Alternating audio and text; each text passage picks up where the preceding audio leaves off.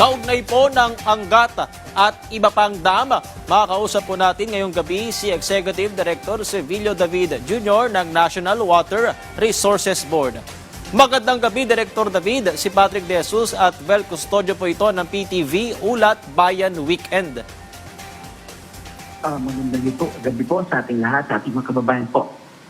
Yes, Director David, nakailang bawas na po tayo ng alokasyon ng tubig mula sa Angat at kung patuloy na bababa ang water level sa mga susunod pang linggo, posible pa po bang magpatupad ng panibagong pagbabawas sa water allocation? Opo, no? Sa ngayon po ay ito pong habagat, no? At itong type bagyong Quiapo ay nakapagdulot po ng kakaunting pag-ulan po dito sa Angat watershed at umangat po siya ng kakaunti, no? But ganun pa man, kanyang baga po nasa 150.63 at medyo pasitly po ay umangat pa rin po siya ng konti dahil nga rin po sa pag-ulan. Pero ganun pa man ay ito pong level na to ay masasabi pa natin mababa pa rin, no, doon sa critical level po na 160 meters. Kaya po patuloy, no, yung panawagan natin, no, sa mga kababayan po natin, no, na magtipid ng tubig at tulungan po tayo at para naman po mapangalagaan yung kasalukuyang supply po natin na sa ngayon po ay kahit bagyang umangat po ay kung hindi po masyado magpapag-ulan baka po mabawasan ng ulit, no? Pero sa ngayon po ay umasa po tayo na magkakaroon ng mga pag-ulan para po ma-recharge ulit ang mga dams po natin, particularly itong Indapta. Okay, Director David, may itinakda po ba kayong critical water level na nagtitrigger ng mas mahigpit pang water management measures? And ano pa yung contingency measures kung hindi pa rin umangat yung level ng Angat Dam? Sa ngayon po, no, mula pa po nung nagkaroon ng tayo ng advisory ng Pag-asa, no, ay na-trigger na po yung mga contingency measures po natin, no, kagaya po ng paggamit po ng mga deep wells. Ito po mga tubig sa Laguna Lake, no, may mga water treatment facilities po tayo dyan.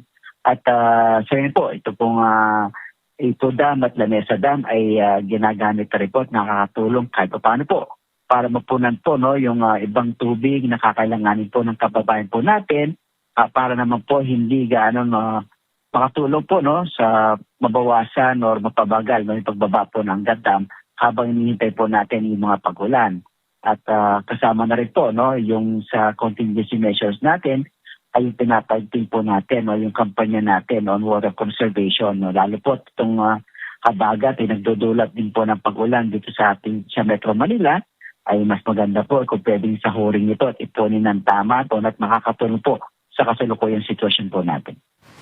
Kamusta po yung koordinasyon ng NWRB sa mga water concessionaires at may direktiba po ba kayo sa kanila? Kaugnay nga po ng patuloy na pagbaba ng level ng tubig sa mga dam. Opo, no, ito po ay halos naman po, no, medyo close po, no, yung coordination natin. Patuloy po yan at hindi po tayo tumitigil sa pakikipag-coordinate po, no, sa NWSS at mga water concessionaires. Kasarawaran po, no, yung Pag-asa at yung Napocor at NIA, no, ito pong tinatawag natin Angat Technical Working Group na binabantayan po natin ng masusi itong kasalukuyang sitwasyon sa dam at pinag-uusapan po natin paano po matap, no, ibang mapagkukunan kung patuloy pong bumaba yung level po ng Angat Dam.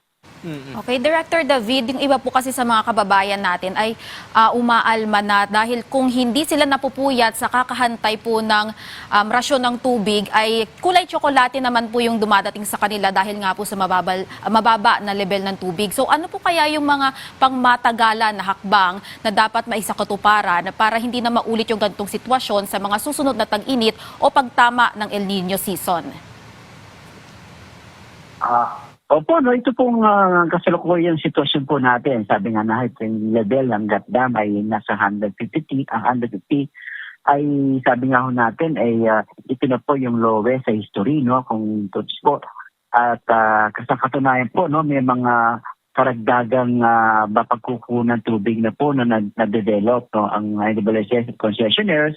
Kaya na po sa ngayon kasi po ay medyo mababa po, no, yung mga pag-ulan talaga nararanasan natin na sabi nga ho natin mas napaganda naman po natin ito kaya lang po itong patuloy na pagbaba, no, dahil na rin po itong dulot ng El Nino, ay kailangan po nating paigtingin pa no, yung mga pag-develop po ng mga karagdagang sources po no, para naman po mapaghandaan yung mga mga susunod na mga taong pong pangailangan po natin.